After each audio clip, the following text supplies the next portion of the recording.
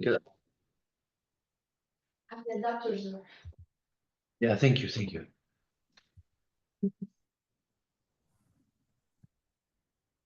Hi, Andre, everyone.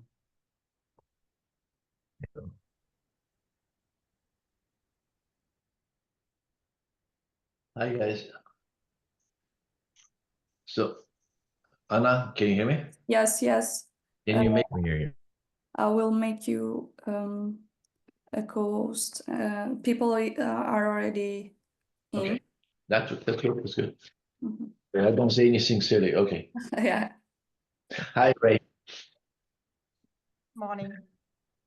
Morning, Justine. Ah, Michael. Jesus, Michael. I apologize for this. Don't worry. You In look Florence in a couple of weeks, we'll have you pay the dinner. okay. You look presentable. No, it is. What time is it? 4 o'clock in the morning for Michael's. Or yeah. I All think right. Roy, you're not in the US this time now. You spend a lot of time here, but not now. Not now, yeah, exactly. No, I'm in a much better time zone. Good. Okay. So we're waiting. Okay. Is there there's one more panelist that was missing?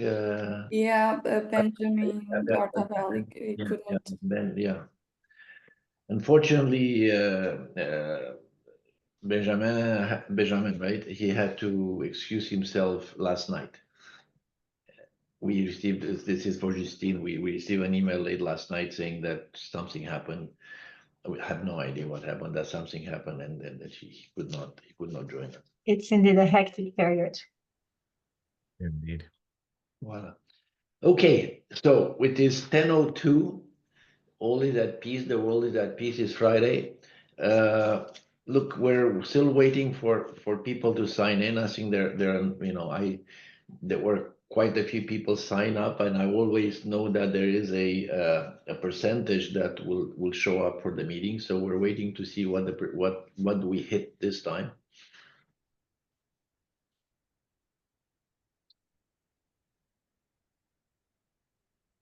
So I'd like to give it one more minute to see until. Yeah, people keep joining. Mhm.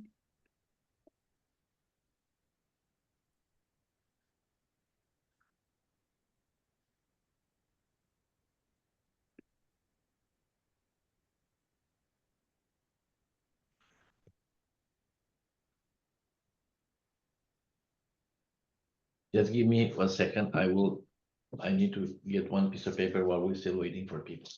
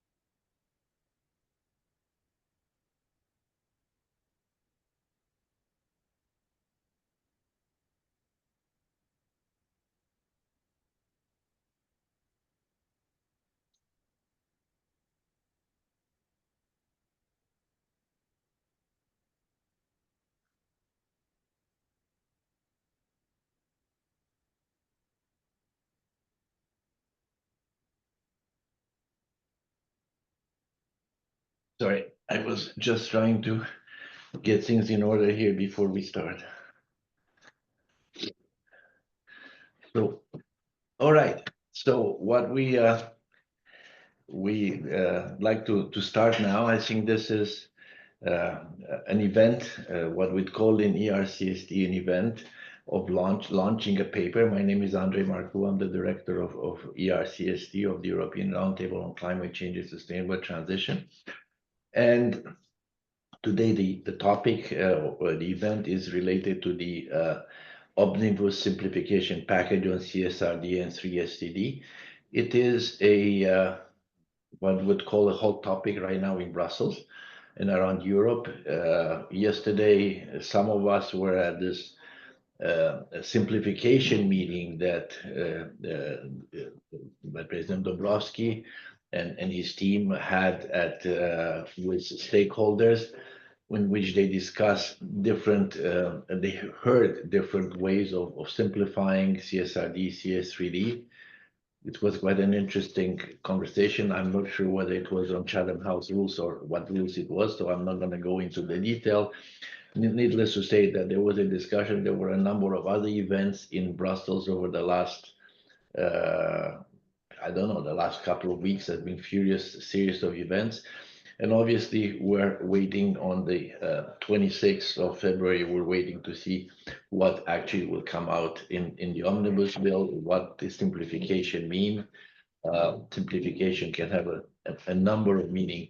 The importance of CSRD and 3SCD cannot be de-emphasized. I think that what you had is in the past. What you had is the number of items that were covered by this discussion about extraterritoriality, discussion about competitiveness, discussion about how it addresses civil liabilities, a number of issues like that. Then there's internationally related issues. So something that is not an important topic that will to some degree influence the investment in Europe over the next number of years. So an important topic. It's also interesting to see that these are packages that have been approved not a long time ago. There have been some of them in contentious, some of them have gone through a number of rejection from the scrutiny board, but nevertheless, then political decision was made to go ahead. But I don't want to steal the thunder of Anna. So the way we will proceed today, we will go through a quick presentation that Anna, Michael Belling and myself will be bringing in, and this is a presentation based on the paper that we are releasing this morning. And then we will have a panel discussion and initial intervention from Ray Shapira from the Stiglitz Center, University of Chicago Booth School of Business. And then would be Justine Ricard-Morin from AFEP and Vincenzo Conforti, an old colleague and an old hand at policy in Brussels and in Europe, who's now with Glencore. We were also supposed to have somebody from the French government, from the Direction Générale du Trésor. Unfortunately, we received an email late last night, about 7-8 o'clock last night. I can't remember. I was at an EDF reception, which was a very nice reception. And I had to, we found out that this was the case. We couldn't do anything about it.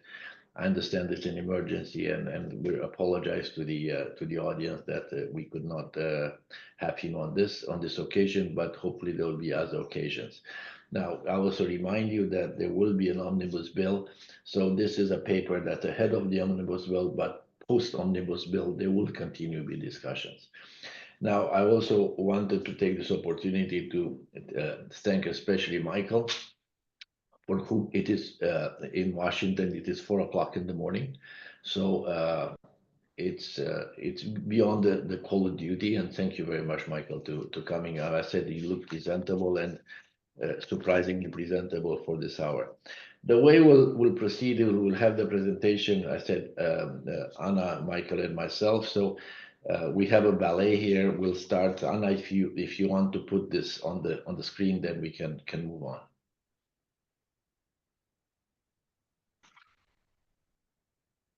Is everyone seeing the presentation? Yeah. The presentation, yes. Okay. So I will start with a very brief background that by now everyone I'm sure is well aware, but as a kind reminder, the EU already foresaw these reduction of reporting burdens by 25% in the long-term competitiveness of the EU communication in 2023. This simplification revolution was reinforced in the Budapest Declaration, more recently in November 2024, and the scope of the Omnibus Regulation was immediately kind of associated at first with the sustainability reporting, the EU taxonomy regulation, CSRD and CSDDD. The main goal is, of course, to reduce the bureaucratic burdens while maintaining the core policy content.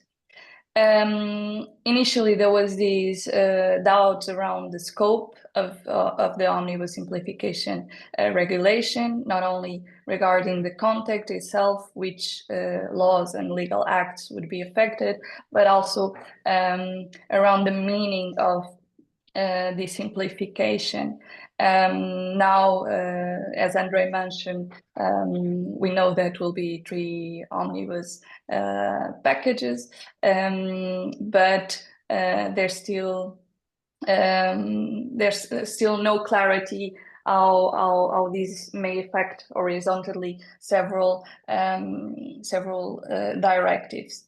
Regarding the simplification, not only the context, but the meaning of simplification, we as the ERCST question what types here can enter, and why are we talking about a first type of technical simplification. It must be related with the legal wording, the harmonization of legal definitions, clarifications of the legislative intent in recitals, streamlining other type of obligations, eliminations of incoherence, etc. Can be also underpinning this idea of simplification, a more political simplification, in the sense that there's the need to due to the political and the political momentum of some competitiveness issues, there's might be the necessity to revisit more substantive norms and provisions with pressure from several member states, Germany, France, and also outside the EU, the US. And but there's also the possibility of desimplification turns out to be a more cosmetic simplification, in the sense that delays and postponement of the implementation and enforcement of the directives can take place, but in the end, no significant changes of the scope will occur. I will now pass to Andre to more. Look, thank you, Anna. Look, these are fighting words, and these are not soft words, and I think that we're not saying it lightly. It's something that we reflect deeply on. We make these points because while each of these things are very desirable, all the provisions are super desirable, and how can anybody argue with ensuring that there is no human rights violations, to ensure that there is no child labor, to ensure that there's no environmental degradation? It's very difficult to argue that. No, but I can't stand up in a room of people and say, no, I don't want that. How can I? And as a person, and not only as a policy wonk, but as a person. But nevertheless, we are in a situation where it is not one, it is one on top of the other, and there's the camel and the straw. And there's a point where indeed one on top of the other is impacting, clearly having an impact. And one of the statements that I made yesterday, that I can say it because I made it, is the fact that all these regulations onto one on top of the other, besides the economic impact and regulatory impact and legal impact and this impact and that impact, it has a very deep impact in something else. It has a very deep impact on the general culture of Europeans and European business, because it does not help in creating a class of entrepreneurs and a trap of risk takers and a class of innovators. Innovation is not something that you get into a room, me with Ray and Michael, and become innovative because we're innovative between 10 and 11. Innovation is something that Steve Jobs did in his garage because he's an innovator and his mind was wired like that, and was wired like that because of the broader societal approach. So it is painful to say this, but we do think that this is an important thing. And this is where we start now. We listen to many organizations that talk about this, and they have very precise article this and article that. We want to do this, we want to do that. We're not in that. We don't have a book. We don't have plans. We don't have any of these reporting obligations. So what we have to take a different approach, and that approach is to try to find a number of things as a matter of principle that would bother us, and then we would see what did they translate into what we see in the text. But this is the way we'd like to approach it. So one thing is the what and not the how, and this is, in general, we are great fans of the European emission trading system, because it is telling people what to do and reduce, like the SO2 program in that this is coming from. It tells people what to do but not how to do it, and the EU has enacted a significant number of legislation. There's there's ETS and there's RED and there's hydrogen. I don't know, man. I mean, there's everything to meet its ambitious climate and align the regulatory framework with the climate law. So it's not like there are no constraints. There are a boat of constraints. Now, these are societal commitments that in a democratic society we achieve them, but they should rely on a market-based and technology-neutral approach that encourages innovation and entrepreneurship. We firmly believe this, because this is at the heart of everything that I think we need to change. And in our view, in a market economy, determining the how, not only climate change objectives, but many other things, should remain the prerogative of corporate management and board, guided by fiduciary responsibility and deep understanding of their business. This may be old-fashioned, but I think that sometimes old-fashioned is not bad. There is old-fashioned, and as Kissinger would say, there's old-fashioned, and some old-fashioned is not bad at all. So let's move on to the next slide.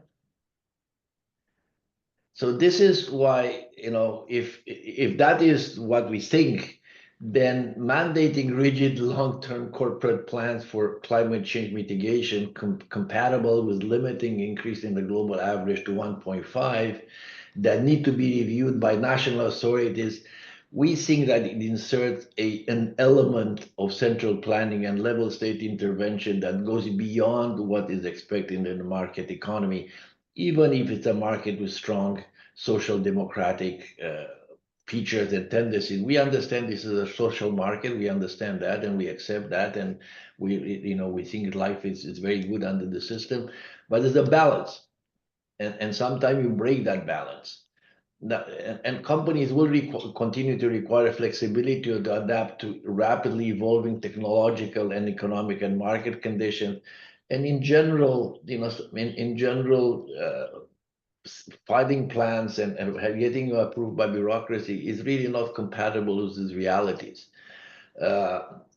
We would argue that the role of supervisory authority should not extend to overseeing compliance and securing management decision. As I mentioned, is stifling creativity, innovation, and competitiveness. Finally, imposing time-bound target extending as far as 2050 can similarly constrain management decisions. So this is what we think. We don't want to go and quote various articles, but you can find all these things in the directives.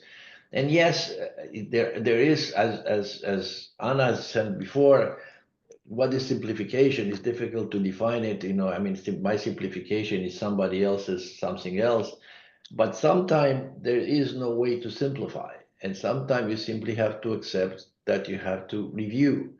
And I think that there's a culture of making sure that you get everything right, and you really goes to struggle. And there's a culture of you try to get it as well as you can, but then you figure out you didn't get it right and you have to change it. And there's no drama. Sometimes you do have to change things. Next, please. Now, this is, my darling, is aligning with the Paris Agreement and the Framework Convention on Climate Change. Michael is a lot more of a WTO person than I'll ever be. And but I think I know the UNFCCC and the Paris Agreement, and for my, I can say it with a straight face that I did negotiate a part of the Paris Agreement, Article 6, and I wasn't a passive negotiator, I was a very active negotiator in that.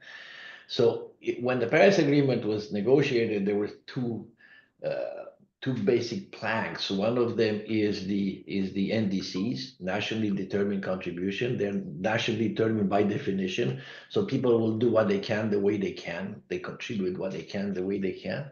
And the second one is transparency. So I'm going to tell people what I do, and then if they think it's wrong, then I'm going to get criticized and pillared in the court of public opinion and the concert of nations. So these are the two basic tenets of the Paris agreements. However, a couple of things. The goal of the Paris Agreement is not. It may be, this is nitty-gritty, but is not expressed as 1.5. Is 2 degrees as close to 1.5 as possible. So I mean, if we keep Paris Agreement, let's keep the language of the Paris Agreement. Also, if countries set their NDCs the way they want to do them, and how they do it, how much and how, that implies that they will tell their own entities, in their jurisdiction, what they should do. If I am the United States or the Republic of Brazil, Federation of Brazil or Mexico or whatever it is, I'm going to want to tell my people how they do it. And I'm not sure that I would take kindly to somebody telling that my company they should behave or they should do certain things in a certain way. Now, we've seen that reaction in ICAO when the ETS was extended to international aviation, but we've also had on this discussion around CSRD, CS3D, we had Brazilians and a couple of other countries, and I can tell you they were very vocal. One thing that I will also tell you is that for my experience, I used to work for the man who was the chairman of chairman of the Rio conference in 1992, where the Framework Convention on Climate Change comes from. And one of the things that he told me, I was a young person at that time, and he was, a godlike person. And he told me that, look, Andre, if we ever try to impose our definition of sustainable development on developing countries, then this is the end of sustainable development, because they will perceive it as being a way of imposing our values and our technologies and our way of doing things. And that is probably something that is not desirable. So therefore, having said all this, then we go to the next slide. What does this all mean? What it means in our mind is that disaggregating global targets to individual enterprises undermine the spirit of the agreement and shifts the burden from governments to private enterprises. There's part of it, there's nothing wrong with it. This happens in the ETS and so on. But nevertheless, yes, I know that some people will say the SBTI does this, but I have serious question about the SBTIs. And the SBTI is a private and voluntary thing, and I don't think the governments should be in the business of adopting private standards willy-nilly like this. So I have difficulties with this. But also there's the fact that extending this to enterprises effectively apply regulation extraterritorially. So you're telling a Brazilian enterprise, cement enterprise, that they should do things in a certain way, which is probably, at least in my mind, diverges from the EU commitment to multilateralism. And this is not the multilateral approach, it's a unilateral approach. And it really affects what is the nationally determined contribution. It's just the way it is. So it is in the letter, against the letter and the spirit of the Paris Agreement, and it may and it does create tension in international negotiations in a broader concept of addressing climate change, which is a multilateral process, at least at this stage, for better or for worse, notwithstanding large parties that may have problems with it, but in general, it has been something that is being done multilaterally. So I'll pass it on. I think from here it goes to, I believe it goes to Mike, right, Mike? It goes to you, yes. Thanks, Andre. Well, I can assure you, Andre, it's not as serious as you thought in terms of getting up early. We've learned that we've paused sleep for the next 4 years, so this is routine. Extraterritoriality, which Andre already mentioned, and we have one panelist who will respond, who's worked extensively on this, Professor Shapira. So I'll go a bit quicker through this, but it's another one of the issues that we, on principle, think that legislative acts like the CSDDD and the CSRD, etc., may be going quantitatively a step too far. It's not like we've not had legislation and regulatory acts with extraterritorial effect in the past. This is part and parcel of how we regulate product safety, health standards, etc. Things that want to enter the European market do have to comply. So goods that want to enter the European market have to comply with certain rules, and that's the case in any country. Just think of all the CE and other certifications that are necessary before a product can be sold in the European market. What we argue is that the intensity or the density of regulatory requirements that is now being imposed on actors outside of the European Union has exceeded a certain threshold that makes it politically and legally complex. And we've seen that in the past. There have been attempts like, for instance, including aviation in the EU ETS that backfired spectacularly and also had really collateral damage on relations between the EU and a number of foreign governments, for instance. Others have prevailed, like the REACH regulation, and have sort of managed to set an international standard. So you really can see that in some cases, the Brussels effect has worked. And I guess the hope is that here, the EU, in the momentum of the last several years, there must have been sort of this increased expectation that the EU can continue expanding that effect that they, for instance, observed with REACH. CBAM is an example, rules on tropical forest or deforestation with EUDR, biofuels regulations, etc. But again, we argue that there is a limit politically, and there's also risks legally to just continue expanding this attempt to unilaterally set global standards. And if we can move to the next slide, please. From a legal perspective, and I'm sure we'll hear more about this later, but from a legal perspective, what we observe is, and Andre already hinted at this, there's general international law. So, and really sort of general principles of international law. For instance, principle of national sovereignty that's also reflected in a treaty in the UN Charter. Andre already referred to the UN climate regime and the principle of common but differentiated responsibilities and respective capabilities, that this sort of regulatory thrust beyond European borders threatens to start infringing on. And indeed, as Andre also mentioned, sustainable development. Are we starting to sort of take over definitions that have conventionally been considered to be very much the sovereign prerogative of each individual country, namely, what is sustainable development? Specific to the CSDDD, so the Corporate Sustainability Due Diligence Directive, there's a provision in there that also is extremely complex technically to implement, where companies may have to now report their own, and also for non-EU parent companies. So it adds sort of layers that makes it extremely tricky just technically to comply, adds confusion and uncertainty, and also legal and operational complexity and risk, ultimately, that sort of pile onto, as Andre was mentioned, this camel's back. So it's very much a theme across sort of our principle-based observations. Let's go to another topic, competitiveness. Thank you, Anna. Obviously, the EU has already been sort of struggling with issues of competitiveness. And this goes back as early essentially as we've regulated sustainability and greenhouse gas emissions and so on in the EU. Competitiveness has always been an issue, but it changed. It took a new sort of level of, I think, concern, or it incited a new level of concern in recent years.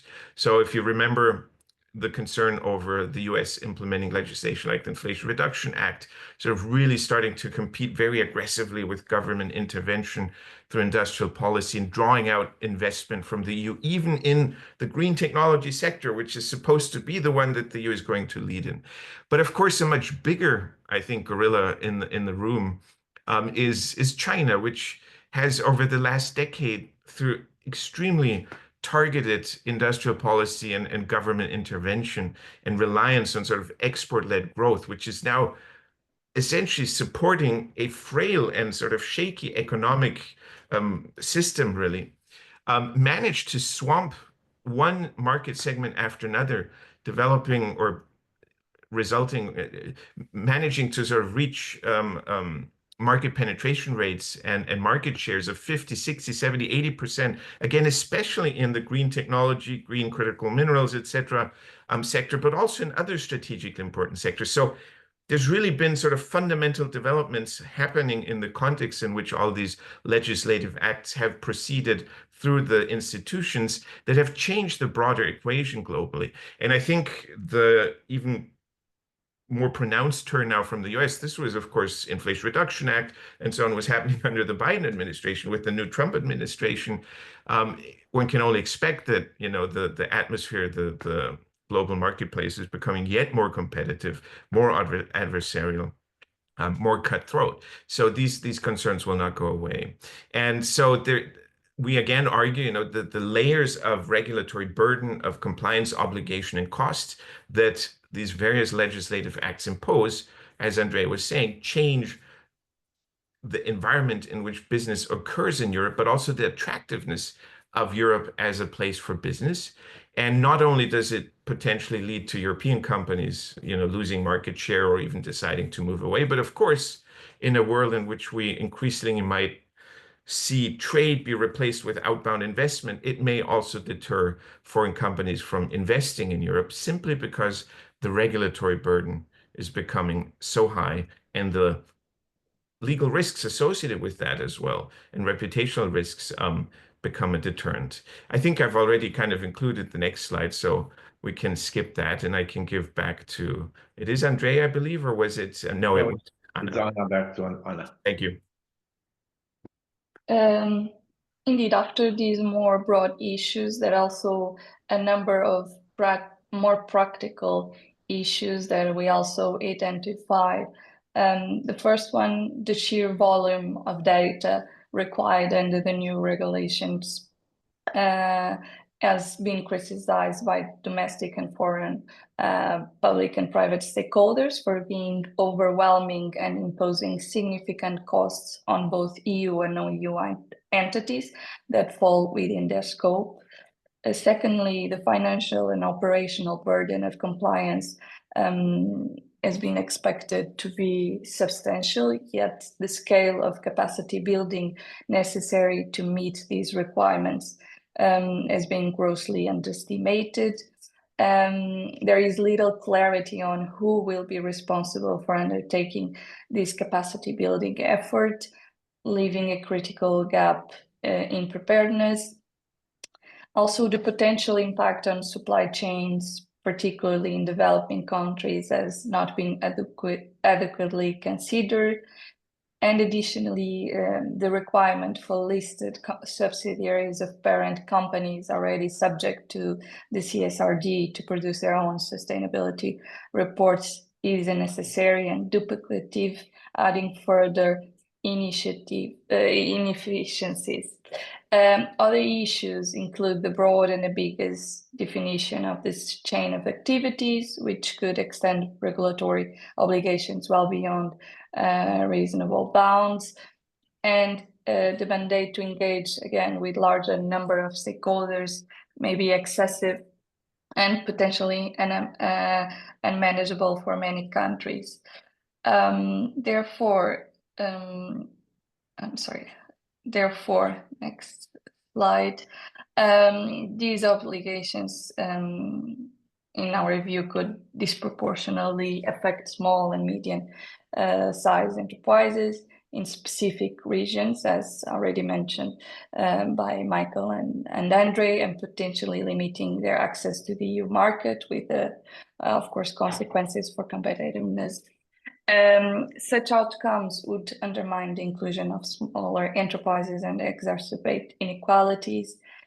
And furthermore, the assessment of transition plans poses, as also mentioned, significant challenge, particularly in balancing, again, the fiduciary responsibilities of corporate management and boards with the regulatory oversight of authorities. Thus, without clear guidelines on how to achieve this balance, there is the risk of undermining the autonomy of corporate governance and creating these additional layers of complexity in compliance. Finally, I pass to Andre. Yeah, thank you, Anna. Well, look, I mean, we've done work in other areas and related to CBAM and transborder impact and what have you. And one of the things I remember, we did a study a while ago, with Aaron Cosby, he's not here now, well-known environmental economist from my home country, from Canada. And we looked at the impact of this type of regulations on the cocoa industry in Ghana. And it was very interesting because it really led to the if you want, the amalgamation of the industry. There was a whole bunch of small producers, SMEs, that simply cannot do this stuff. So one of the unintended consequences of asking for all kinds of data points from people in developing countries that are at the end of the chain is that you will have unintended consequences and impact people's life in small rural communities. And this is not that I want to be politically correct and I'm going to beat a dead horse, but it's the reality. I mean, these are studies, real studies that are doing now. Back closer to home, given the uncertainty arising from the current geopolitical circumstances, the concerns about competitiveness, but also the cumulative impact that all these regulations have, and well-intended as they may be, and again, we cannot have everything in life, because at some point we think under the weight of every regulation. There are a number of recommendations that we think are worth making. One is to pause the entry into force of CSDDD. I think that yes, simplification is simplification, but we were in a meeting yesterday in which there were 200 people or whatever number was, and we had an hour to discuss CSDDD. I mean, how realistic is this, guys? Now, the other thing is also some of the adjustments that we feel should be made is to ensure the legislature intention that the main obligation, the CSDDD, are effectively interpreted as obligation of means, to introduce thresholds that are more aligned with the company's capacities to implement due diligence. I mean, some people have said that they have 25, 30, 40 people doing this. Hey, one guy said, listen, there's me and my wife and 10 other people, so which one shall we drop? Introduce assessing the viability and rationale of transition plan for climate change. We mentioned this before. We think that this is something that frankly should be examined for viability, and we should not be afraid to say, listen, this is great, but doesn't make sense. Centralizing risk identification and management to encourage the application of due diligence at the group level. I think that is going to make things easier. Ensuring the harmonization of supervisory practice across the EU. We know that when you start transposing this thing, then you have 27 different transpositions. Then reducing the scope of non-EU companies to which CSDDD is applicable. There are those legal entities operating in NR and conducting direct business in the EU. And then simplifying CSRD reporting obligation, that I will not go into that again now because I think this has been mentioned. So this is the paper that we have launched today. We understand that there's a lot been word, a lot of people have been said things, but as I think it was Mark Twain, but it wasn't said by us. But I do hope that what we contribute here is a little bit of a different angle, and we try to hang our hat on matter of principles that will then if you want, go down into finding the consequences into the text of the directive.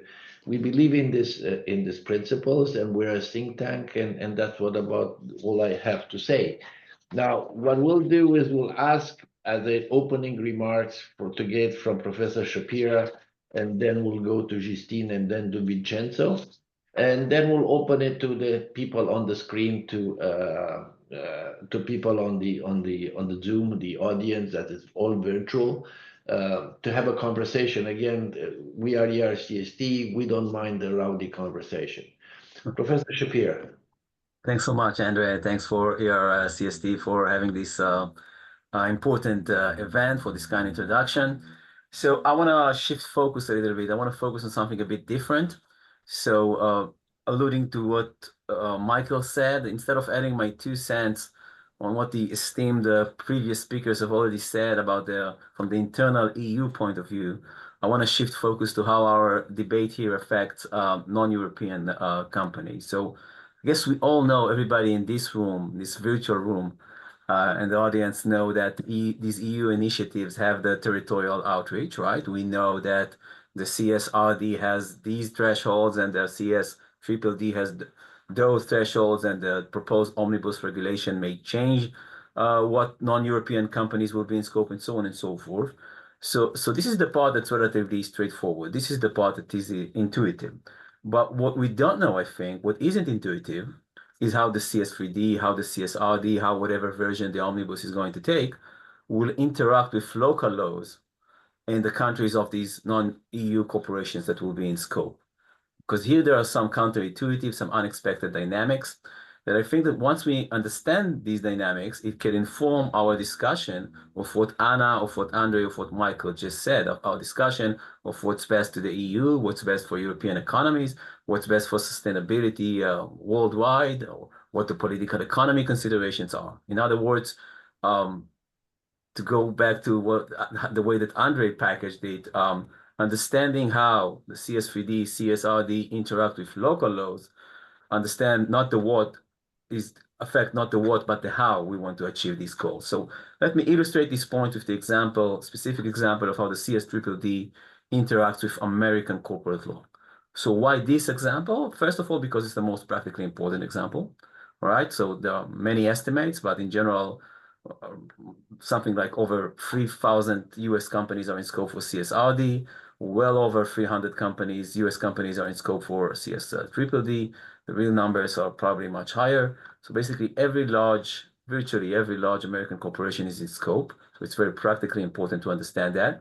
And the second reason is that I focus on this example is because I wrote a paper about it together with Luca Enrique and Matteo Gatti. It's called How the EU Corporate Sustainability Due Diligence Directive Could Reshape Corporate America. We put it online like a couple of weeks ago.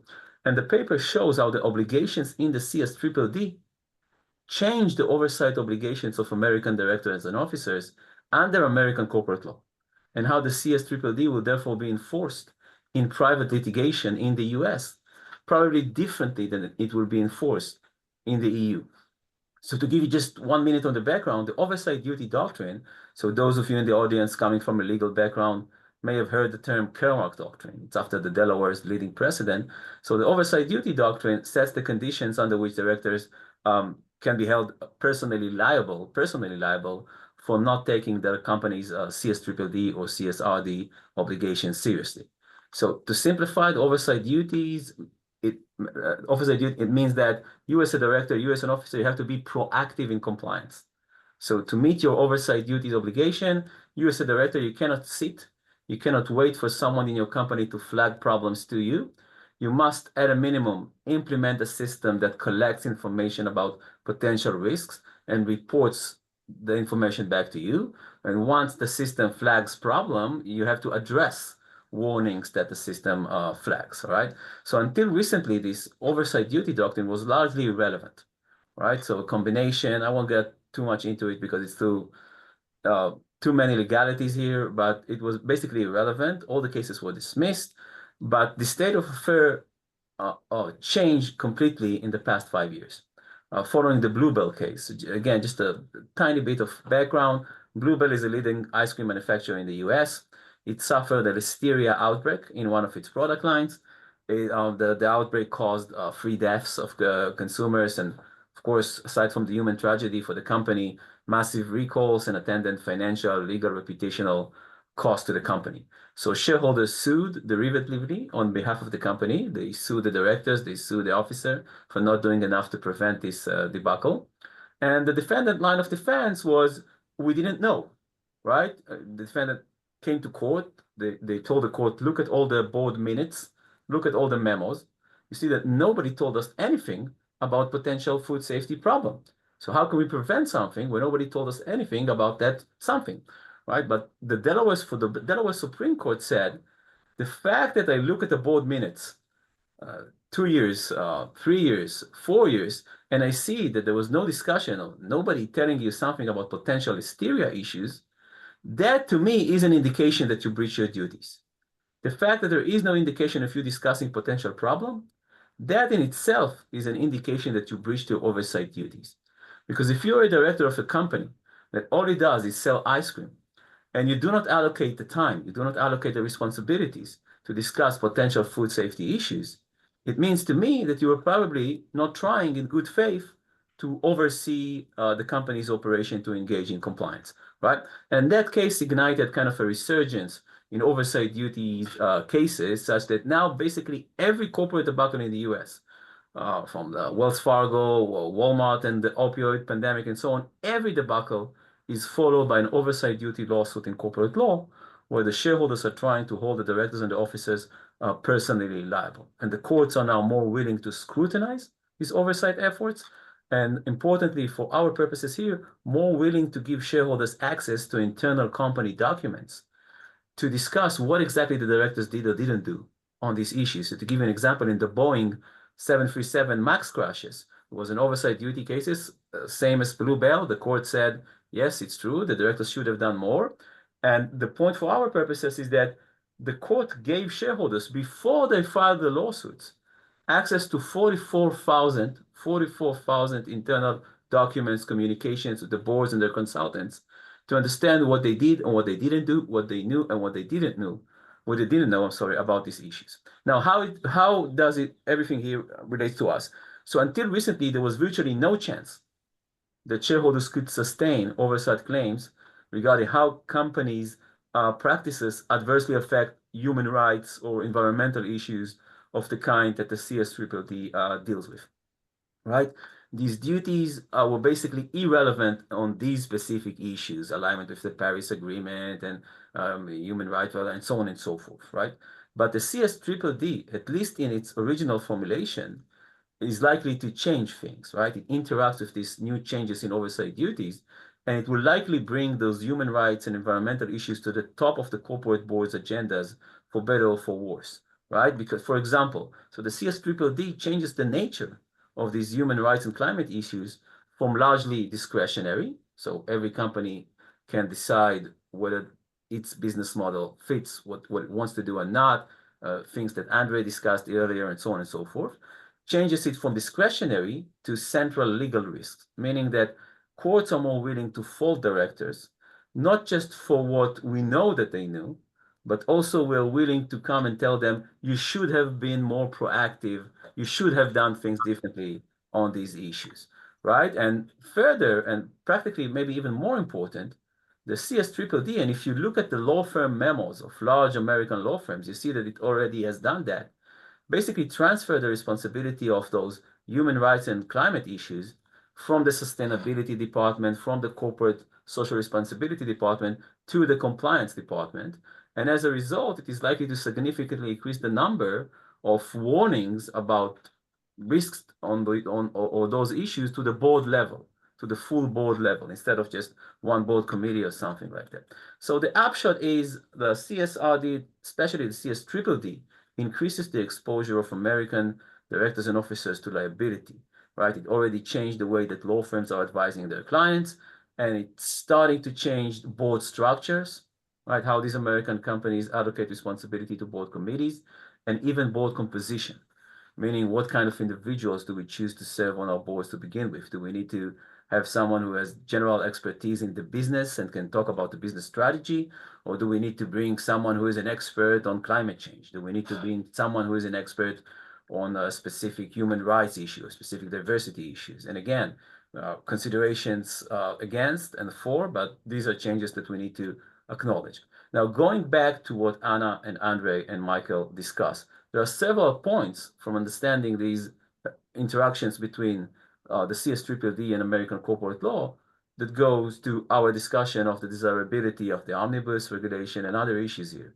So, for example, in previous iterations in 2022 and before that, EU basically took out the provisions on director liability from the CSDDD, the director liability. But if you look at American corporations, de facto, American companies' directors are under threat of liability, of personal liability, due to the way that the oversight duty doctrine and private litigation works there. And it doesn't work that way in Europe, right? So you can discuss whether it's a good thing, you can discuss whether it's a bad thing. For example, if you want to say you want to say that the CSDDD doesn't mandate, Andre was talking about obligation of means, right? So let's say the Omnibus emphasizes that it's obligation of means, right? We don't want you to guarantee specific corporate outcomes, right? And so the Americans, and especially now with this regime, can come and can say, yeah, but that will mean that we will compete with the European companies with one hand tied behind our backs, because the European companies will engage in cosmetic compliance, right? And just a tick box exercise. And we, because we're under the threat of this Kermac litigation and private litigation and discovery, everybody will, we'll have to disclose all our internal communications, even our emails, even our WhatsApp messages, even our private LinkedIn messages. We will not be able to engage in cosmetic compliance. The European companies will be able to engage in cosmetic compliance, or that's at least the argument that they will be making. And so we worry that the CSDDD will end up creating kind of a camouflage, non-tariff barrier for trade in the EU for American companies, okay? Or another considerations of the things that we just mentioned, and maybe I'll end here because I'm thinking I'm nearing my 10 minutes limit, is, the extent to which the Omnibus changes some of the aspects of enforcement of, say, the CSDDD, then it also changes everything that we just said about interactions with Kermac duties, interactions with oversight duties under American corporate law. Because the effect, the Delaware effect, to go with the Brussels effect that we just discussed here, depends on an initial sanction at the EU level for a company not being in compliance with the CSDDD or the CSRD, right? It only comes at the heels of large corporate sanctions or large corporate traumas. If the company is not sanctioned, then the plaintiff's lawyer will not file derivative actions against the American directors and officers, and there will be no effect of the kinds that I just mentioned, right? So these are things that we need to take into considerations when we discuss the issues that Anna and Andre and Michael brought to the fore. And I guess I'll stop here for now. Thank you, Roy. Justine, you're next. Thank you, Andre. Thank you very much for organizing. You heard Roy. I mean, I can paraphrase somebody say, what did he know and when did he know it? But that takes back to Richard Nixon. Go ahead, Justine. Okay, thank you, Andre. So thank you very much for organizing this event and for inviting me to join in this panel. I really appreciate the opportunity to contribute to the discussion. And thank you very much also for the very rich paper you published with valuable insights for the upcoming omnibus proposal. Maybe before starting, a few words about AFEP I represent. So AFEP is a French association of large companies. So we represent more than 110 of the largest French company here in Brussels, but also in France. And today I'm happy to share not only our position on the omnibus, but also the positions that we have agreed on with all our European colleagues in European issuers, the European Association representing listed companies. Well, needless to say, we fully support the objective of the European Green Deal. This is not the topic of the discussion. Now, increased global competition is leading us to consider that it is now necessary to adapt and simplify the regulatory framework, in particular for sustainability reporting, and turning it into a strategic tool for steering the green transition would offer the opportunity to develop new products and services to conquer new markets. But European companies should not be exposed to disproportionate standards that their competitors outside the EU do not have to apply. So first of all, your paper rightly focused on two pieces of legislation that are fundamental to European companies. However, it is necessary to consider the whole framework of sustainable finance, and we should avoid repeating the mistakes of the past and conceiving modification in silos. So for us, it is crucial to build a new comprehensive architecture of the sustainable finance framework. And what does it mean specifically? If you compare the climate policy and the sustainable finance policy, well, the main difference is that the climate policy has a cornerstone, which is ETS. And the sustainable finance policy, unfortunately, is a succession of different texts which modify each other with any reference base. So we think that the cornerstone of the sustainable finance framework should be the CSRD and the ERCST. Of course, not the CSRD and ERCST we have right now, but a simplified and streamlined sustainability reporting. And consequently, all the other legislation should be adapted accordingly. First, the legislation applicable to financial players should not require additional data compared to what CSRD imposed on non-financial companies. Second, the taxonomy, and in particular, the taxonomy reporting should be made voluntary as the CSRD becomes the new reference for investors. And third, the ongoing revision of SFDR should integrate the materiality principle into the directive, which is already integrated in CSRD to be fully consistent.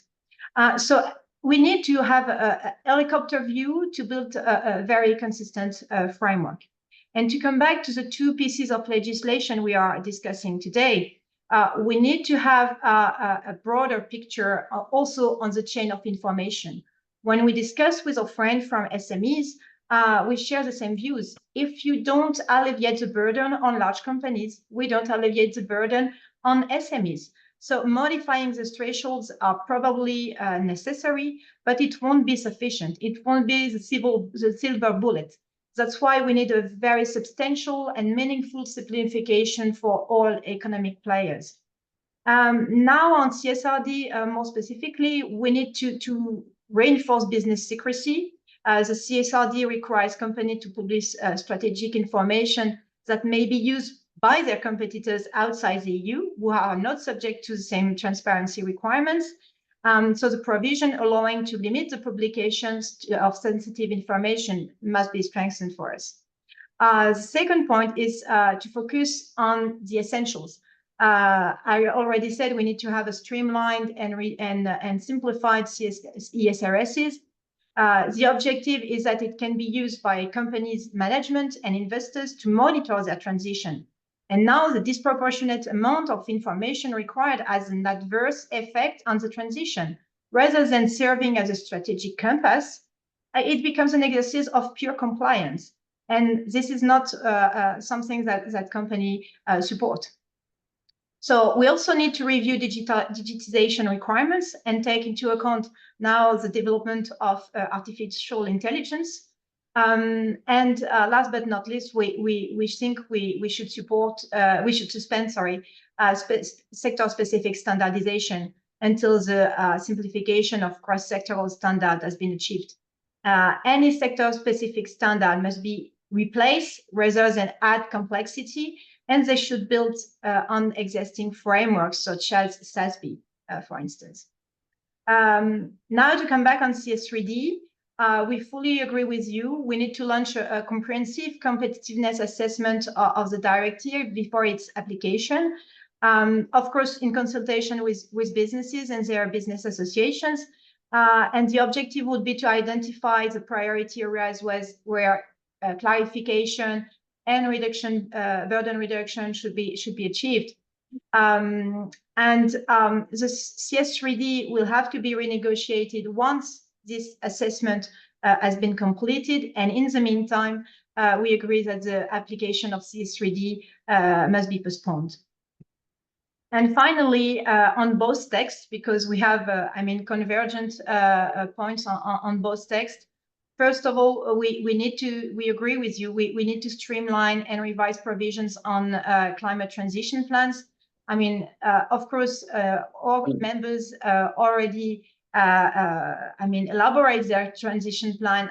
This is a sense of history. There's no question about that. Now it's what do we put inside, and what kind of level of requirement we should introduce at EU level. So we need to, and thank you, Andre, for having pointed out that those texts are more ambitious than the Paris Agreement itself. So yes, we need to align the text with the Paris Agreement in terms of objective and scope, as well as the notion of compatibility should be clarified. Because it cannot mean an individual alignment of each companies but a comparison with a reference trajectory. So this is a very crucial point for us. And we fully share your views more broadly when you remind us that we should achieve our goals relying on market-based and technology-neutral approach. And we should focus on the what rather than the how. And this, in this regard, we fully support the ETS as a cornerstone of CO2 emission reduction. And last but not least, regarding the application of CSRD and CS3D to non-EU companies, well, we think that a level playing field must be ensured on EU territory between companies as soon as they have a certain level of activities in the EU. So fully agree with you, Michael, when you say that the density of requirements for non-EU companies has exceeded a certain threshold. Fully agree with you, but it's not specific to non-EU companies. The problem is it is also for a European company. And so that's why we need to have, again, a substantial and meaningful simplification of legislation for all economic players. Thank you. Thank you, Justine. Indeed, let's go to Vincenzo Conforti. Glencore has got a lot international operation, and many. I don't know the number of countries by heart, but it's a very large company that is beyond being a trading company. You're quite vertically integrating, and that makes it probably very interested in this piece of legislation. Vincenzo? Absolutely. Well, thank you, Andre, for the presentation. Thank you also to the other speakers for the great presentation. It's always hard coming after so many good points have already been raised. As you mentioned, Glencore is of course impacted. We're a mining company, we're a trading company. We process critical raw materials and energy products, and we recycle them across the world in 51 countries. And we have over 200,000 suppliers across the world. And we operate both in OECD countries, but also in other jurisdictions that are, of course, more challenging from a reporting and regulatory perspective. I think what I appreciated particularly about the paper, the ERCST paper, is that I find it very balanced. When you look at the current situation, I think nobody could disagree, as Andrea correctly mentioned, that we need to have a responsible approach to sourcing and to supply chains. Nobody could deny the fact that we all have to row in the same direction to tackle climate change as countries, but as well as companies. At the same time, the how is really what makes the big difference. And I think what the EU approach is not delivering. Well, whilst the EU approach delivers a very comprehensive scope, it doesn't push what I believe it's really needed to row in the same direction on these topics, which is uptake of good standards. If you look at the global situation, we can all recognize that there is no level playing field on how companies behave across the world. And I think we can also all agree that in most cases, I would say Western companies tend to behave as better corporate citizens than companies in other jurisdictions. This, however, does not have to become an entrenched situation where we expect more and more from the good students and we sort of do not expect the same things from other students. I think the important thing is to push everyone to adopt what we believe is good standards in a way that is collaborative and provides incentives. I think when we look at the landscape where CSRD and CSDDD operate, there is a significant amount of international standards being delivered by the likes of the UN or the OECD or even private voluntary standards that have to do with how companies operate. In my sector, for instance, I mean, you have a number of standards that help companies certify the way that they source certain materials or produce certain materials. ICMM or Copper Mark or RMI are good examples of that at global level. And I think we should push for greater uptake of these standards rather than fragmenting let's say the market into good and bad, or to basically push for for standards that are in many ways unreasonable for a lot of companies in our supply chains, and they would basically push certain companies to just forgo the European market altogether. If I can give you a couple of examples of this because I think this is for us one of the most important issues, and then I'll come with a couple of points specific on things that I think are necessary from CSDDD and CSRD perspective in Europe. If you look at the recognition of international standards and how Europe can play alongside the US and other major jurisdictions that are going in the right direction to push for the same standards at a global level, I think the focus of CSRD and ISSB on financial materiality is a very good example. Today, CSRD would basically push companies to duplicate. Effectively, for all those companies that operate at the international level, they would have to comply with both CSRD standards and ISSB standards, with the result that there would be basically duplicate reporting, higher costs, lower comparability in many ways, probably inconsistencies. And in many cases, it might even push companies to just not develop certain projects or not doing certain investments in Europe because of the cost of it, the sheer cost of it. We do not believe that this approach brings greater transparency or greater information to financial investors. We don't believe that this duplication of data makes us better corporate citizens. But what we do believe is that we actually would be better off if we can find a way of basically getting ISSB recognized more as a global standard that it already is, but it could go even further. And in this way, aligning with other jurisdictions like the UK, the US, or Australia in recognizing ISSB as a primary framework, and therefore having a more streamlined global reporting landscape that actually provides comparability for investors. So this is one example. When we look at CSDDD, the issue is exactly the uptake. I mean, what are the incentives for companies in our supply chain to participate and provide all the data and information that is required for us companies who source from these smaller companies to comply? A lot of the data we require are or could be considered commercially sensitive and do create the risk for these companies or the perception that these companies might be bypassed in the supply chain. There is also a lack of internal capacity. I mean, when we look at the countries where we operate, I mean, there are countries in Africa or Latin America where the internal capacity of certain SMEs that we employ, both because they're good suppliers, but also because they are part of our license to operate, to be close to our community and try to source as close as possible to our community. And a lot of them do not have the same internal capacity as certain larger Western companies. And we have to acknowledge that. There might be issues also where national in-country regulations actually prevent or restrict disclosures of business information.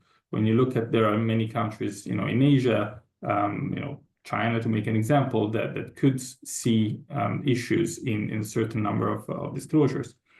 And then a more general point is that, and this varies from market to market, but I'm just looking at what, the kind of market that Glencore's is in, which is commodities or, minerals. Europe's market is not, access to European market is not enough of a benefit to keep investing in costlier reporting systems when other markets are equally or even more competitive and don't have these requirements. So how do we provide an incentive for these companies to collaborate? And how do we give incentives to these companies to provide actually good data, like valuable data, quality data? I mean, it's very, very difficult. The more we go down the supply chain, the more difficult it becomes. This is why I think the idea of limiting to tier 1, it's actually a very reasonable idea.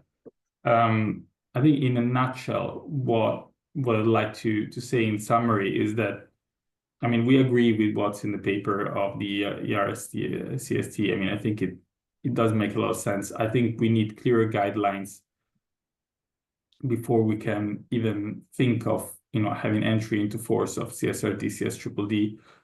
Both regulations, both directives feel that it's like, flying a plane when building it at the same time. I mean, it's really difficult for us to even think about how we could organize compliance that makes sense and is effective and actually provides good data and quality data to the public.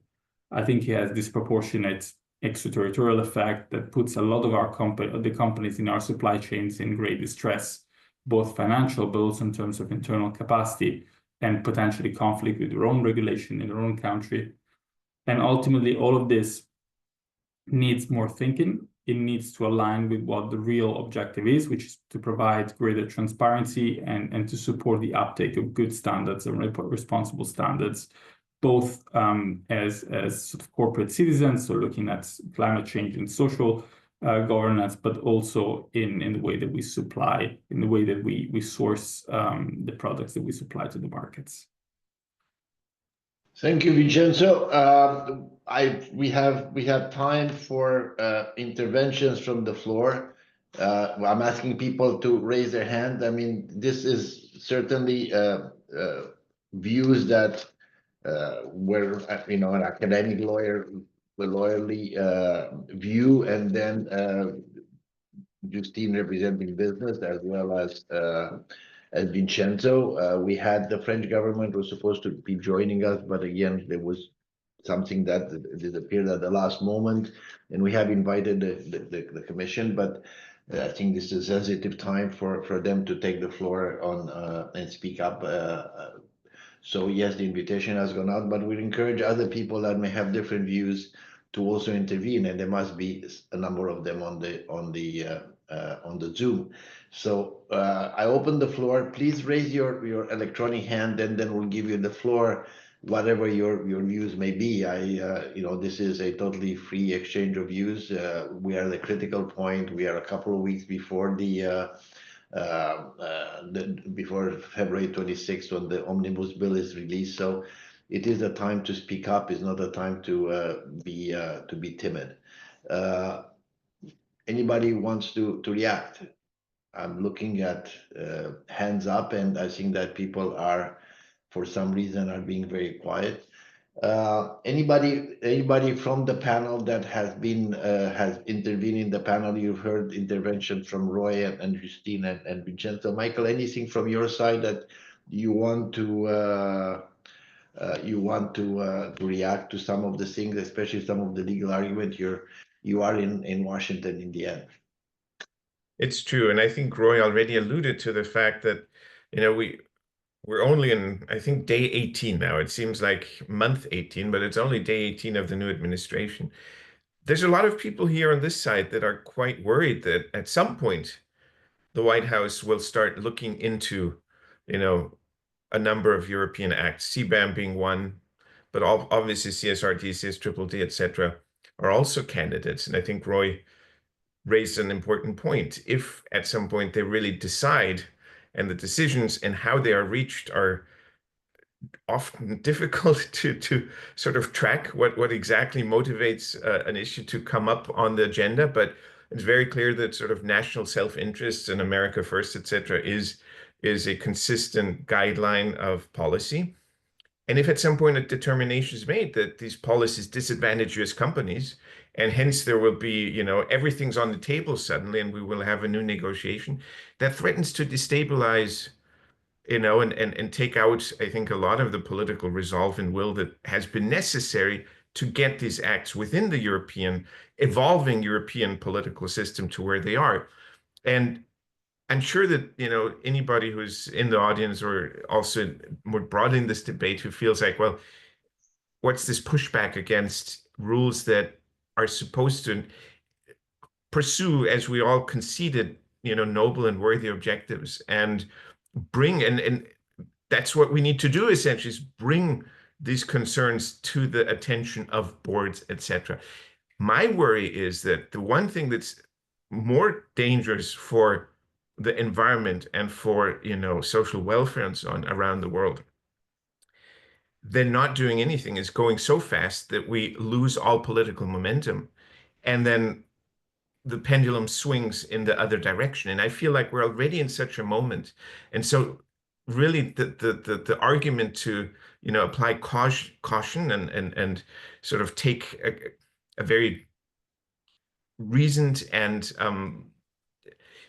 well, our recommendation was essentially to step back, make a comprehensive review, and really try to understand these complicated implications as the ones that Roy described, you know, that depend on judicial and legislative and other things in countries, in trade partner countries, that Europe may not fully understand or have comprehended, certainly not in the time frame that these legislative acts were moved forward. So the only bigger risk than not doing enough is perhaps doing so much that we then at some point destabilize the whole process and take several steps back. And hence, I think it's also really a plea to sustain the overall goals by not threatening, kind of through the way we're doing that, by not threatening our progress towards those goals. I hope that I made myself, I know it's 5 a.m., so it's sometimes hard to kind of try and make a coherent thought, but I hope that that logic still nonetheless came across, you know, that really this is also to sustain the long-term direction of travel that we need to go to.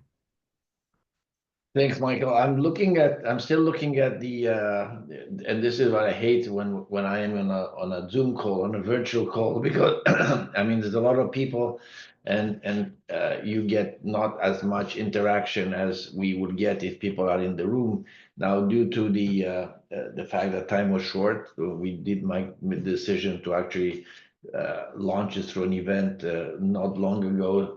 As such, getting people in the room in Brussels was probably a challenging exercise.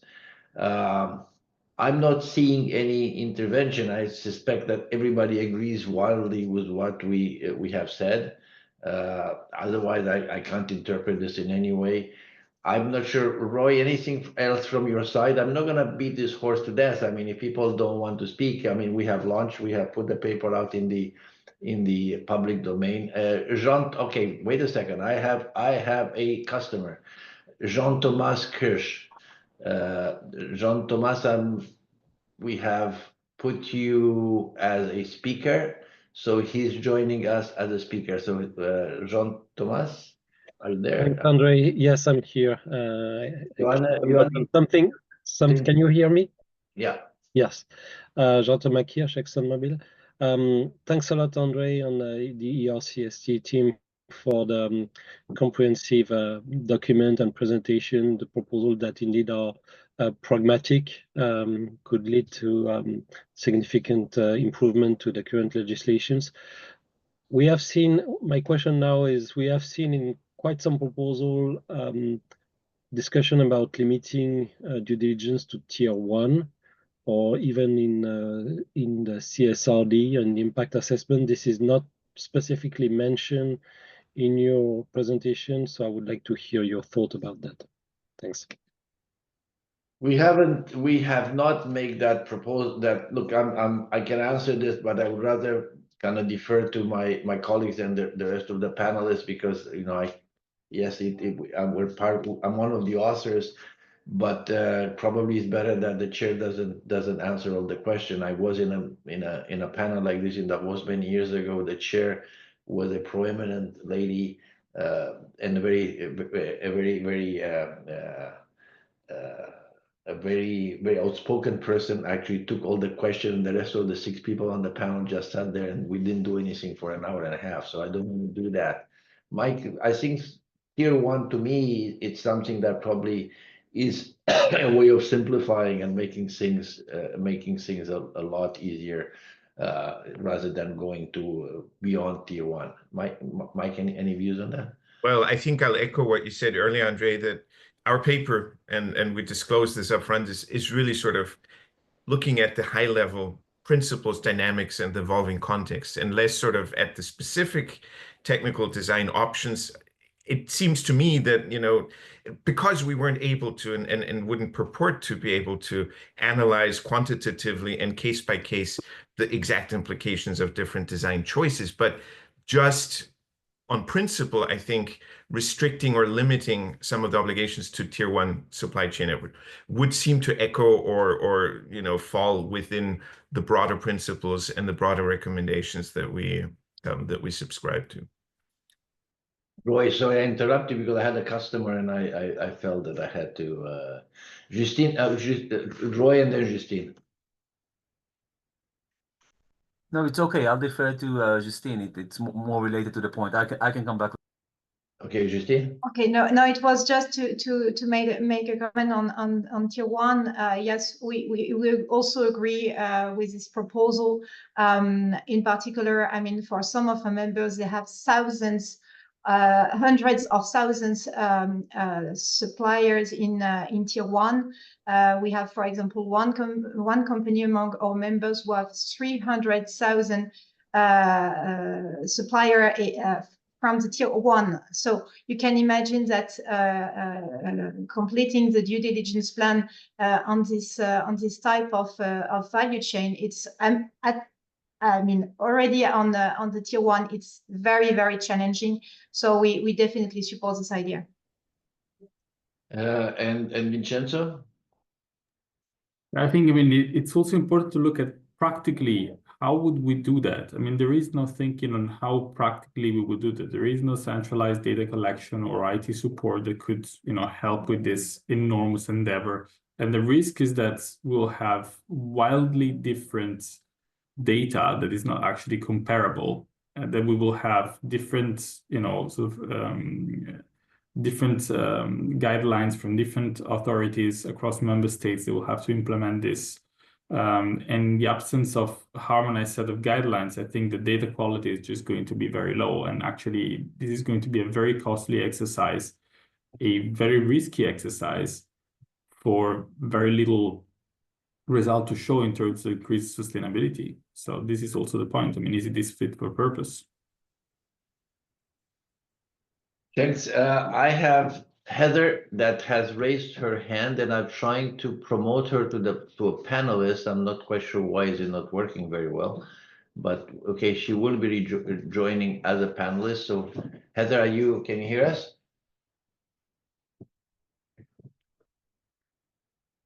Hello. Yeah, Heather, can you hear us? Yes. Did you want to introduce yourself, please?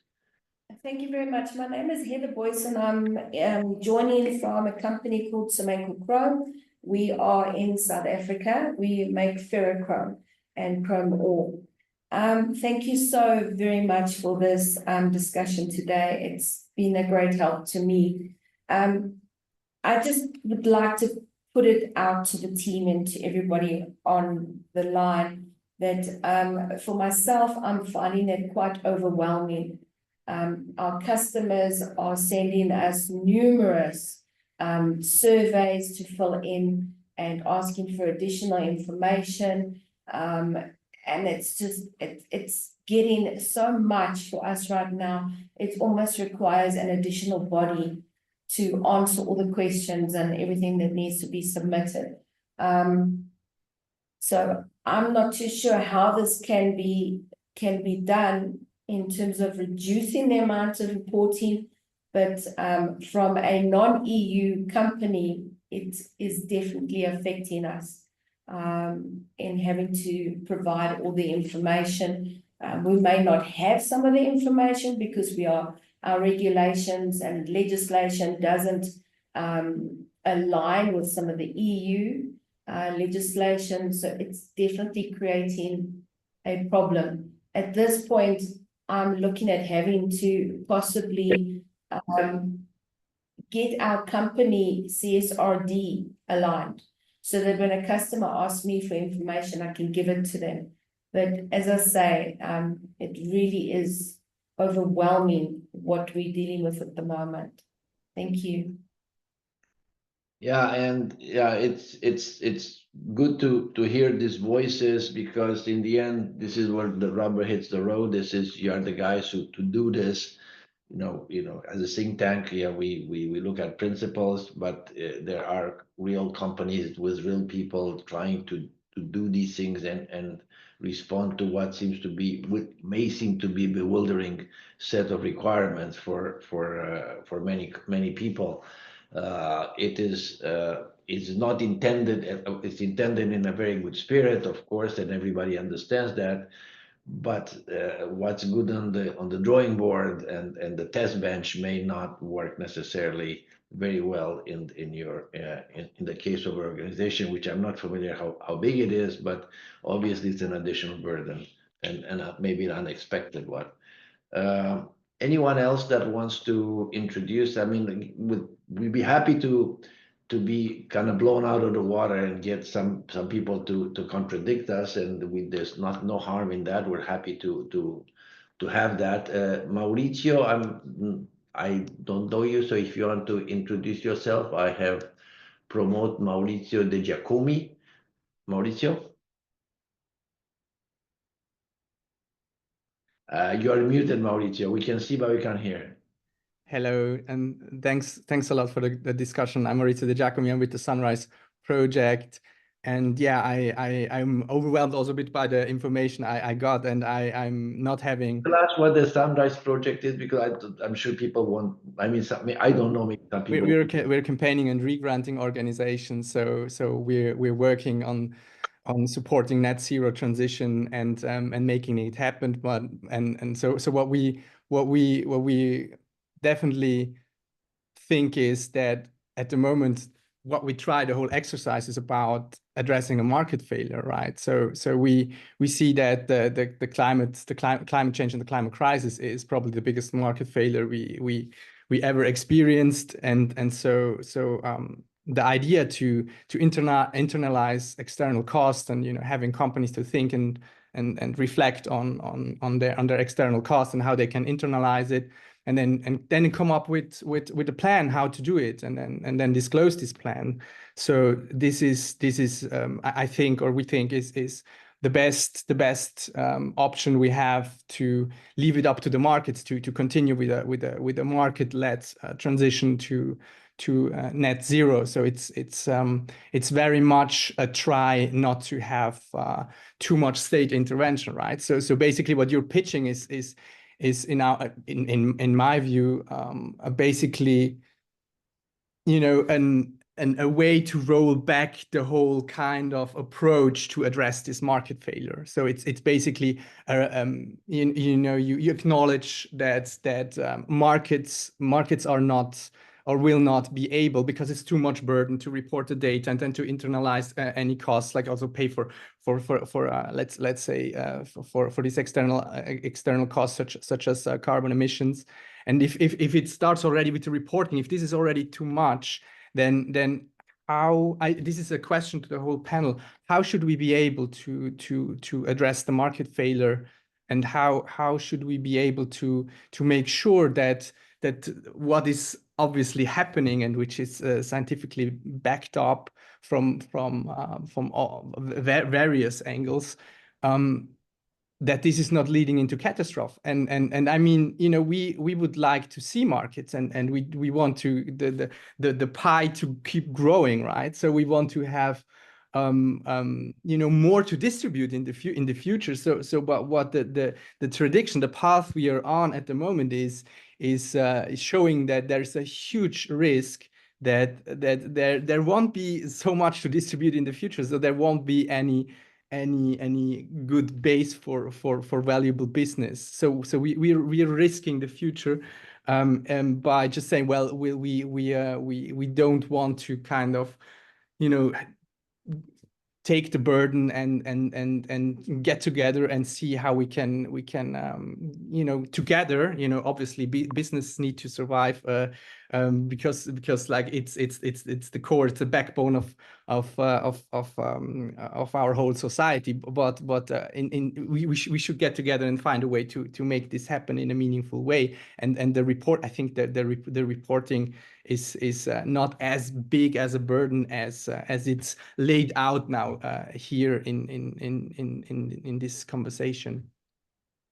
Well, Mauricio, thank you very much. I mean, we're happy that you raised these things, and I think it's legitimate. I mean, again, I think there are different views, and there are shades of gray. You know, I will speak for ERCST. We are all for internalizing externalities, and if we were not, we would not have been from the very beginning a great supporter of the emission trading scheme system. I mean, we are. I mean, it's something that we take for granted, and we are supportive of that. But I'll stop here. Michael, you want to react to this? Yeah, no, I'm equally appreciative of Maurizio's intervention. I think this is the conversation we want and need to have. I think the complicated one is precisely, we keep saying, you know, we're all for the goals, but here we disagree with the means. And so we have to have the conversation, exactly what are the goals and why do we differ or disagree on the means that are being proposed to get to those long-term goals. Market failures are distortions of markets that result in inefficient allocation of resources. And there's many market failures. Clearly, the externality of greenhouse gases is one, but there's others. Regulation can itself result in market failures. And there's a long body of literature showing government or regulatory failures that also distort markets. And I think that's sort of the realm on a purely academic level that we're discussing right now. And I would remind that we're not, for instance, suggesting that the principal approach, which the EU has committed to and consistently upheld for 20 plus years, of identifying reporting under the monitoring reporting regulation, accreditation verification regulation, and paying for emissions of entities that are causing this externality within the European Union should be in any way, you know, rolled back. Not at all. What we're talking about is the fact that we're now sort of extending this to hundreds and hundreds of thousands of suppliers around the world with obligations that have very, you know, far-reaching ramifications that various panelists address, legal ramifications, simply technical and capacity issues, and so on and so forth. And I think that the concern here is, for one, you know, there's obviously the possibility that you increase costs, of course. I think it's worth reminding ourselves that when economic activity stalls or rolls back, environmental policy and the political will to advance environmental objectives and commitments suffers.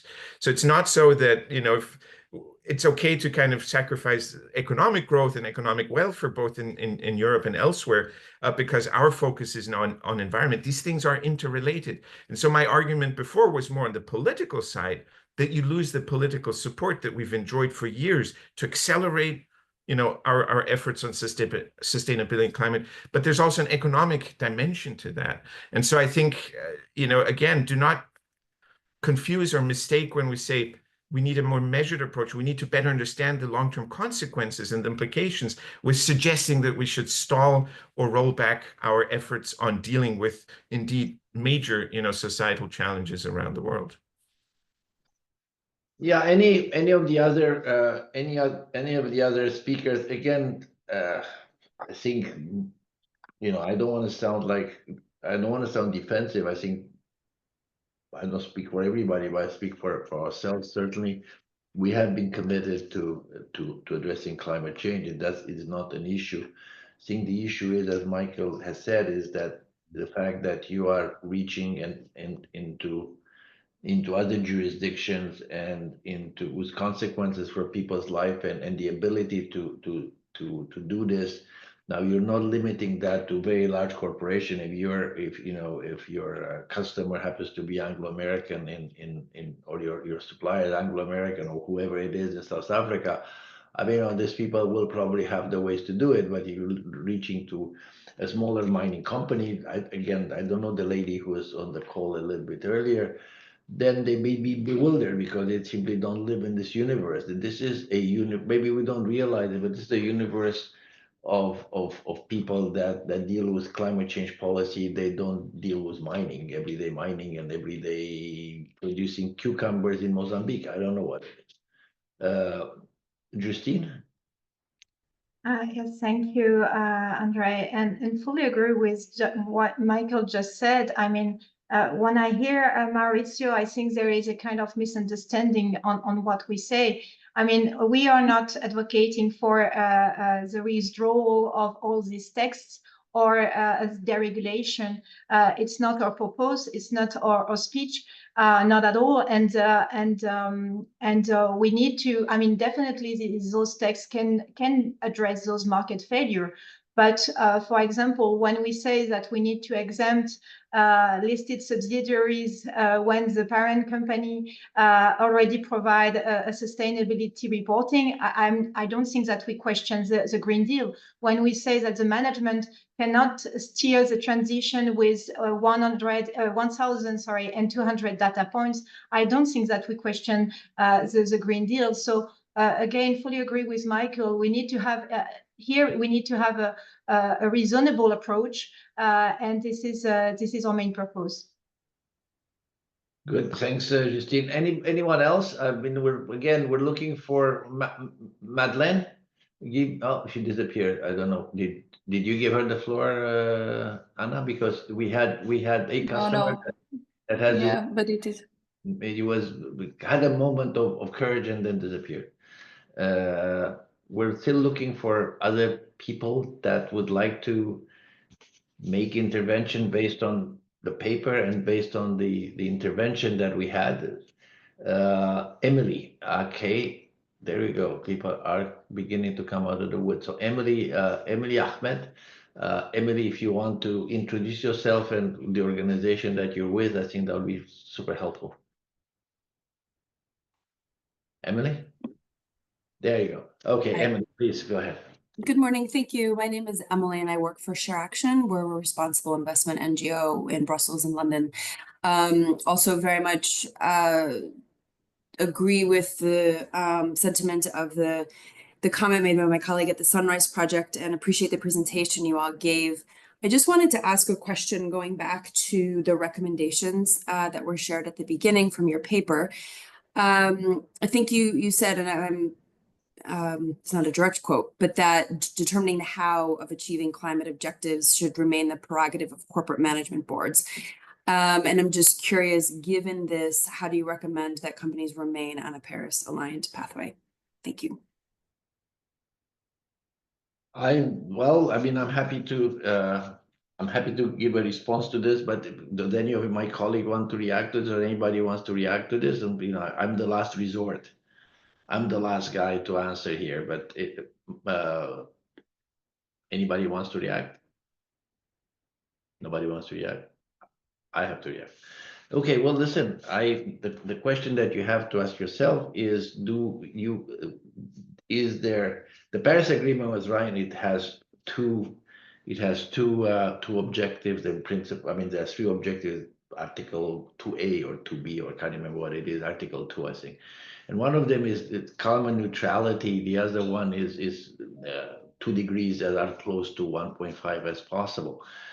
The climate neutrality, I can argue that you can think a little bit about climate neutrality. You could argue, I can understand how there's emissions, there's this, and you can deal with it. I'm not sure quite how to do the 1.5. The other thing, because I don't know how to define that 1.5 should be for every. I mean, how far do you disaggregate it? Do you disaggregate it to the individual? Do you disaggregate it to every village in France?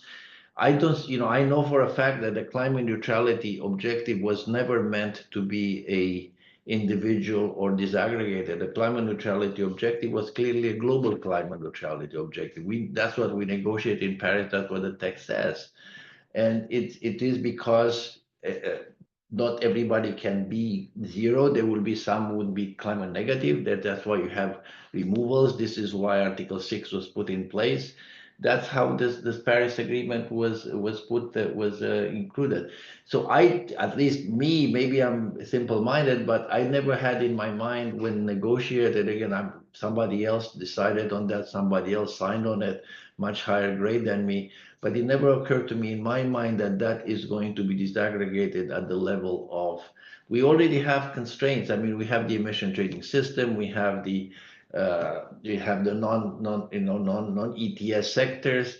There's a lot of other regulation being put in place. So my question is, why do you need this overlapping regulation and trying to disaggregate something to that level? That's the answer we have, but I'm happy to encourage other people to react to it if they so choose to. I'm not sure, Emily, this is answering your question.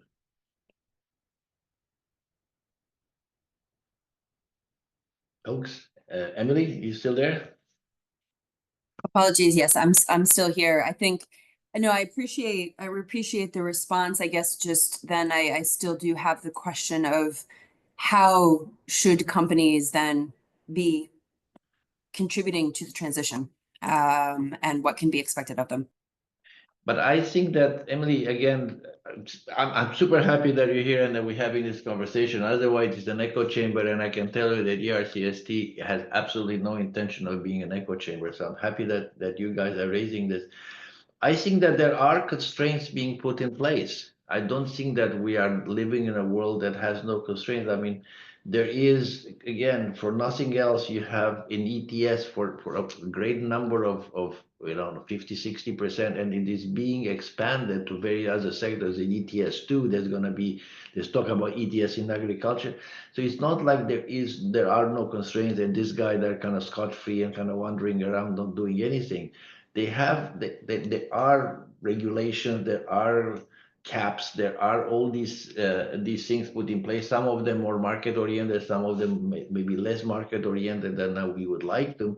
There's fuel, there's car standards, there's a lot of things being in there. So the question that we would have is, why do I need another set of long-term plans that somebody has to approve how to do it? I'm already being told that I gotta be zero allowances in 2039. I already know that. So if that's not good enough for me, then I should be fired and then hire somebody else. Again, Emily, I accept the fact that there are maybe different philosophical views here, with some people wanting to be more in control of how this is and being reassured on the way there, and others kind of saying, well, listen, I passed the legislation, you tell me people are not going to accept it. I mean, then okay, then there's penalties for that, and there's this, that, and the other thing. I don't have a better answer. I hope it's a half decent answer. Thank you. Thanks, Emily. Well, I don't think you buy it, but this is where it is. Okay, anyone else? Andrea, there you go. Okay. So Andrea, if you want to introduce yourself, it would be great.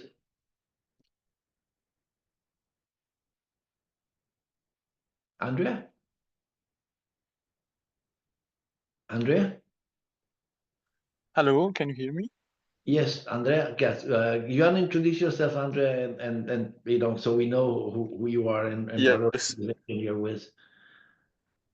yes, absolutely. I'm a student at Ca' Foscari University in Venice, so I don't have a privileged position because I don't work in a company that has to deal with all these problems.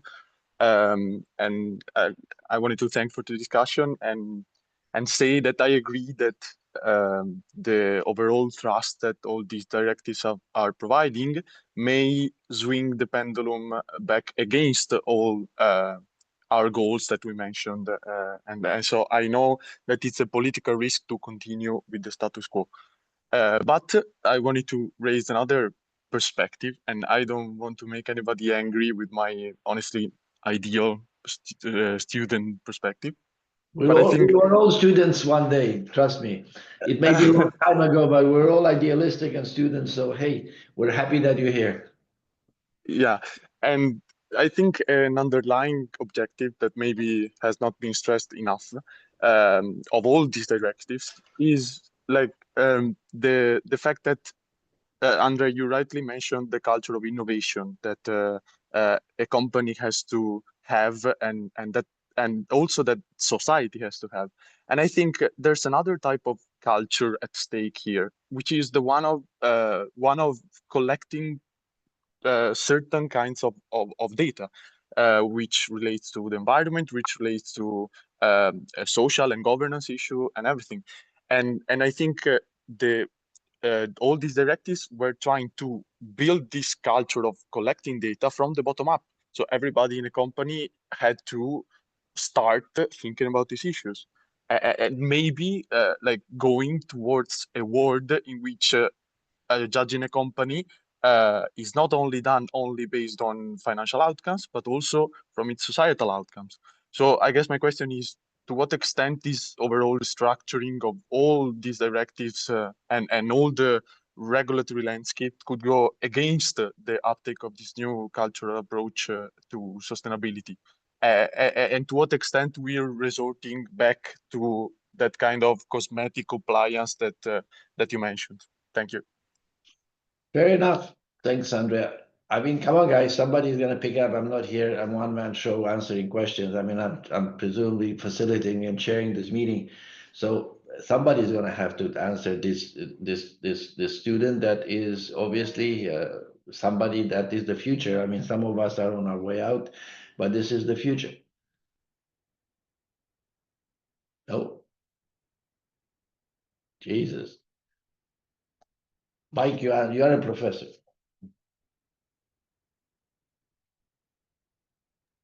Yes, but I think I've already pontificated enough on sort of my way of looking at things. I appreciate that Andrea picked up on, you know, the dynamic that I tried to convey earlier. And maybe it's something that outside of the United States, I think in Europe in particular, I was born in Germany, and so I feel, you know, at least half European. We have the luxury of having had somewhat predictable and consistent policymaking and political direction, even across parties. It seems like there's a recalibration underway. It seems like political forces are gaining ground in a number of countries in the European Union that may sort of start changing what has been a decadal trajectory.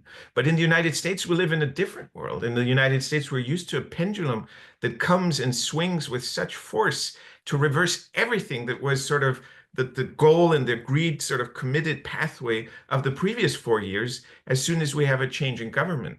And when you see that happen time and again, and you realize it's not just the United States, we also have it in other nations. We've seen it in neighboring countries, in Canada, you know, in Australia, and so on. You start getting more cautious about just relying and having faith that what was the norm, the agreed and committed path direction of travel for the last 4 years will continue, and we just have to continue accelerating.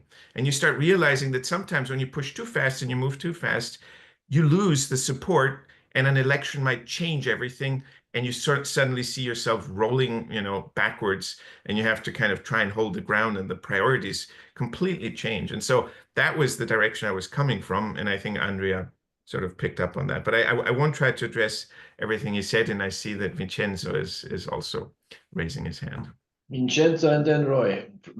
Go ahead. I mean, again, I'm not sure I'll be able to fully address it, but I'll give it a shot. I mean, I think, I think the point really is, and also maybe, referring also to some of the points that Emily mentioned, I think we all want to address those issues that we think are societal issues. There are different ways of doing that. I think there is generally an assumption, I would say, especially in Europe, that companies are trying to do everything they possibly can to make it worse, rather than trying to help and rowing in the same direction. For what I've seen, I mean, companies are made of people, and these people are the same concerns and see the same challenges that most people see around the world. So I think, you have to also accept that companies are not sort of completely detached from the concerns of society. I think, in doing that, you have to be careful. You have to bring your allies on board. You have to try to create as much as possible a consensus. And I think there are many ways of doing that. I think that simply always trying to show the path. This is what Europe has been doing for the past 10 years, especially in climate policy. It can be a good strategy on certain things. I'm glad that Europe showed the path on carbon pricing, for instance. I think always trying to be the most ambitious and adding on top of what you already have is not necessarily the most effective strategy, because ultimately we have to acknowledge that Europe is a small part of the world. We're less than 10% of global emissions. We are not a global power. There are two global powers today. One is US, the other is China. So we have to find our own ways. Our internal market is still very valuable for a lot of customers, for a lot of suppliers. But we also have to acknowledge that we need to bring on board more than just Europe.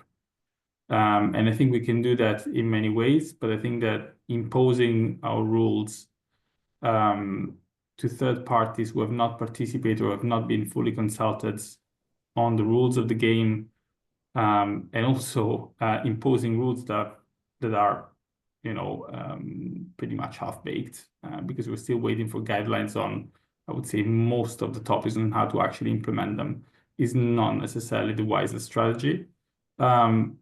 But I think, we make mistakes. I think we move too fast, or probably, we still need a little bit of time to refine things. But I think in principle, we can all agree on the fact that we need to have sound systems in place to measure the performance of companies. Also, when it comes to other criteria, we need to encourage and incentivize companies to behave like responsible corporate citizens when it comes to supply chains.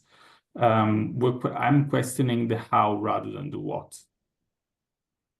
This would be my answer. Roy. Okay, thanks. So I think that Andrea raises an important point.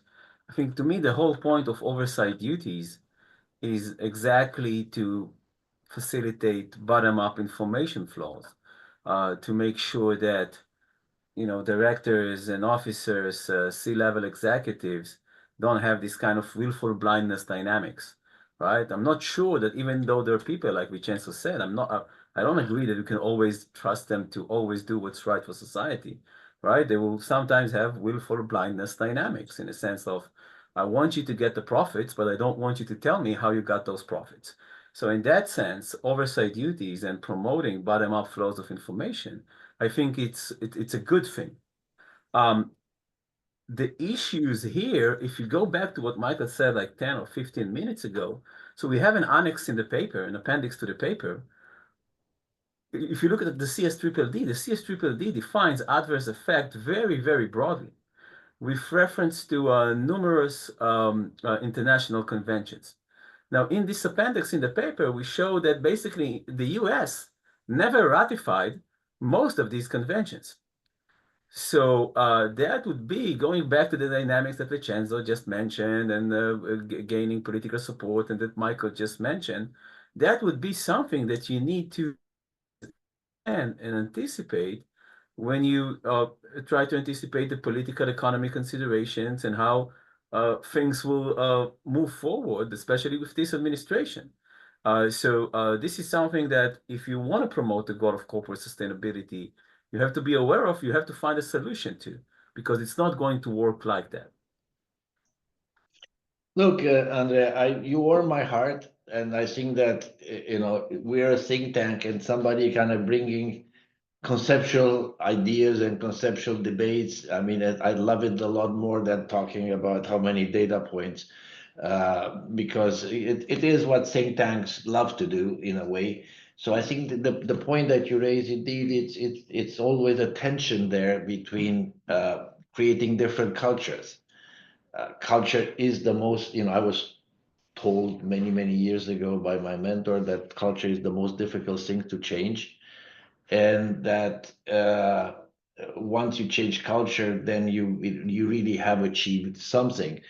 So in this case, we have also, as I think Roy and maybe Michael has spoken to the fact that in many cases, and I've lived through those, if you want to change culture too fast, then you're going to have a reaction.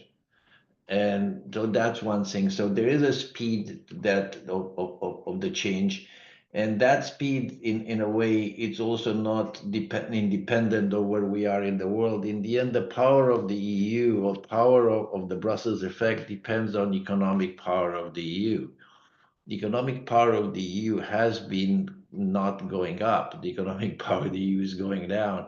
There may be a point where, yes, our market is very attractive right now, but it may be that 10 years from now, our market may not be as attractive as this, and we may not be a power. So I think that there's got to be this balance that you do maintain the prosperity of Europe and something to pay for the social model of Europe, but at the same time, also kind of creating this culture of responsibility and the culture of due diligence and the culture of caring and a social contract.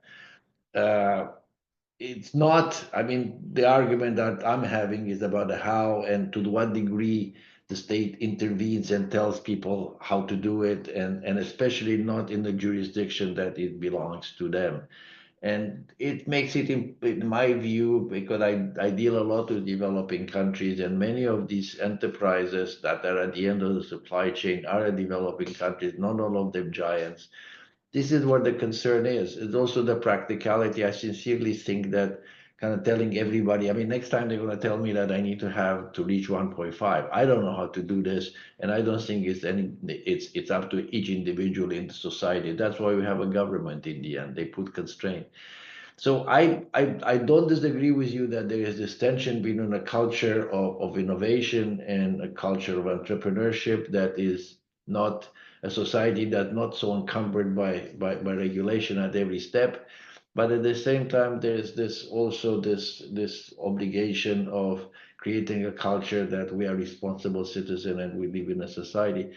We're just trying to, we're also imperfect human beings, and we try to do as best as we can in our contribution. And this is where this is where we think that we can contribute to the fact that there is a debate and everybody will have different views. And at some point, hopefully the people who actually make decisions, they've been elected or what have you, they will listen to this cacophony of voices and they will reach conclusion. But if it all becomes an echo chamber, it's not a very good thing, because echo chambers do not lead in general to good things. So this is the argument that we have. But if you're looking for a job when you graduate, let me know, and I'm happy to have a conversation, because anybody who raises points like this, I'm very happy to have a talk with. So look, now we're at the end of this discussion. We promised 2 hours. We have put our points up. I think that is very good that people have raised a number of issues. So, okay, so you guys don't like this, so how are you going to do it? How are you going to get people? We try to answer as best as we can. Maybe it wasn't satisfactory, but I think it's an honest discussion. I want to thank Roy and Justine and Vincenzo. We're sorry for Benjamin that he was not here today, but hopefully in future occasion will be here. This discussion is just starting, because the omnibus bill will come to will become public, and then all hell breaks loose, because this is actually have something to shoot at. Right now we're kind of talking about what we think we want or not want. But once we have that, that is going to be an interesting conversation. So we hope that all of you and Andreas and Emily and everybody else will continue to be with us. And hopefully we have more time in the future so we come into a real rowdy conversation in person. I mean, this is peaceful and nice, but we always encourage, and this is why I always encourage people to express different points of view. And not before thanking Anna, that has been instrumental in putting this paper together and working with Michael and I, that have contradictory ideas sometime, and Anna has to make some sense of it. So again, thank you all very much. We wish you a good afternoon and hopefully a nice and peaceful weekend. Thank you all for being here. And I see, Roy, I think I see the sea behind you and looks like a warm sea. So I'm envious about that. It's just the skies. Oh, okay. Thank you, guys. Thanks. Thank you. Bye-bye. Bye.